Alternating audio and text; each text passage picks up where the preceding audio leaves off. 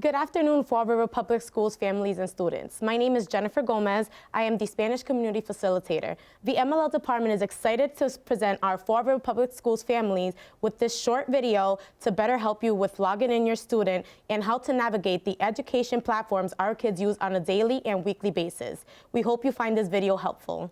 Step 1, open Chromebook. It should automatically turn on. If not, press the power button located at the top right corner of your keyboard. It will bring you to a screen that is the sign-in screen, and you will have to press next. Now, press next. It will bring you to the sign-in screen with the FRPS logo on it. As a parent, you should have received an email with your child's username and login information. This will be the same login information for their email or classroom. If you did not receive an email with this information, here's what you need to do. Sign in with your student's username, which is just the last two numbers of the year of graduation, then the first and last name.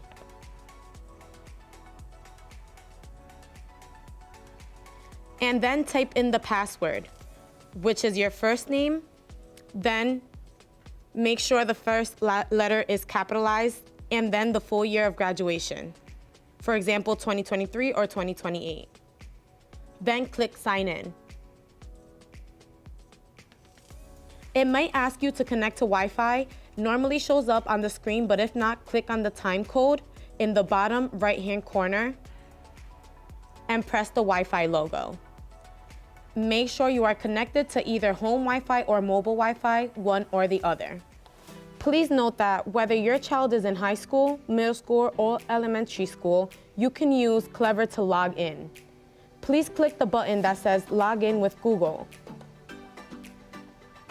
Then, click the tab at the top of the computer that says Dashboard. And then go to Google Classroom. This is where you will find your child's work, remote class meetings, and more. Once you are in Google Classroom, you will see several squares. Each of these squares represent a classroom.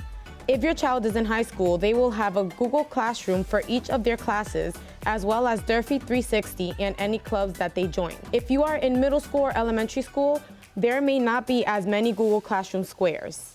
If they don't have a Google Classroom for one of their classes, they will need to get the code from their teacher. Parents or students should email the teacher or reach out to your school.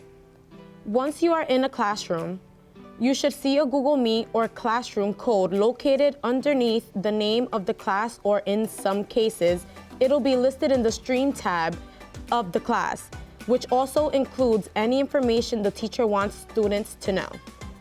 The next tab is the Classwork tab, where all assignments are kept and need to be turned in. You can check if your child is missing an assignment by clicking each of the assignments in the Classroom section. This will either say graded, assigned, or missing. When your student needs to attend class remotely, they need to use the Google Meet link.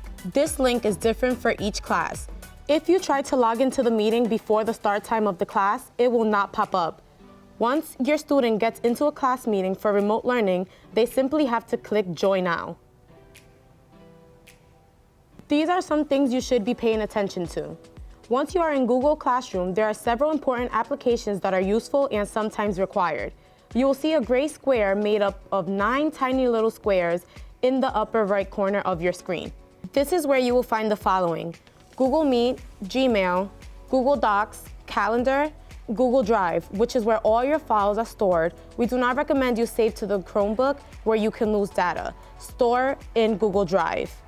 If your child is in elementary school, they might not need all of the Google applications. We hope this video was helpful. If you have any further questions, please contact your school. Thank you.